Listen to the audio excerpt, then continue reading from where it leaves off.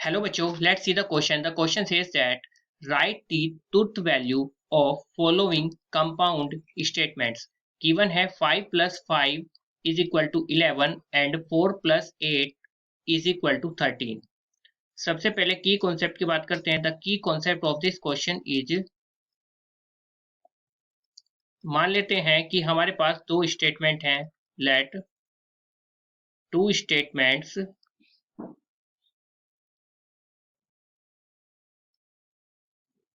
P और एक है Q. इन दोनों के बीच में एंड का कॉम्बिनेशन दिया हुआ है, तो हम एंड का कॉम्बिनेशन ही निकालेंगे क्योंकि दो स्टेटमेंट के बीच में एंड का कॉम्बिनेशन ही क्वेश्चन में पूछा गया है.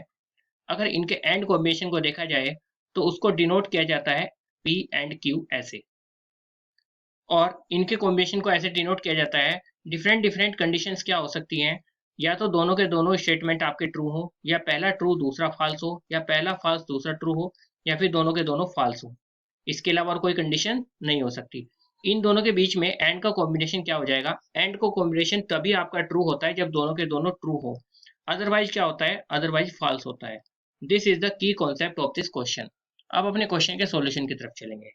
क्वेश्चन में आपको जो गिवन है वो क्या है, गिवन है आपके दो स्टेटमेंट और दोनों के बीच में कॉम्बिनेशन दिया गया है, किससे, एंड से कंबाइन किया गया है.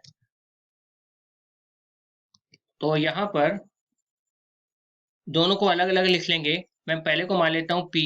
ये दिया गया है 5 plus 5 is equal to 11. Second को मान लेते हैं Q, जो कि दिया गया है 4 plus 8 इज इक्वल टू 13. अगर पहले को देखो तो 5 plus 5 10 दिया गया है, 11 दिया गया है, पर क्या होता है 5 5 10 होता है, 10 होता है, तो इसका मतलब ये क्या है, आपका फॉल्स है.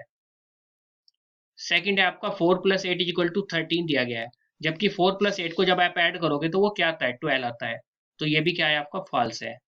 जब दोनों के दोनों स्टेटमेंट फॉल्स हो, P क्यों, हमें इन दोनों के बीच में क्या बताना है, एंड का कॉम्बिनेशन, P एंड Q का कॉम्बिनेशन. और P एंड Q के कॉम्बिनेशन को कैसे डिनोट किया जाता है, ऐसे, जो कि मैं आपको पीछे बता चुका हूँ. क्या बोला है कि दोनों के दोनों फॉल्स हैं, और दोनों के दोनों फॉल्स होते हैं तो P एंड Q के कॉम्बिनेशन में जो रिजल्ट आता है वो भी फॉल्स आता है.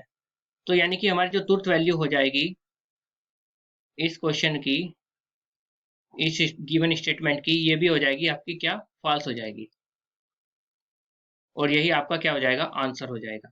So the final answer of this question is the truth value of the given statement is false. Hope you understood it well. Best of luck. Thank you.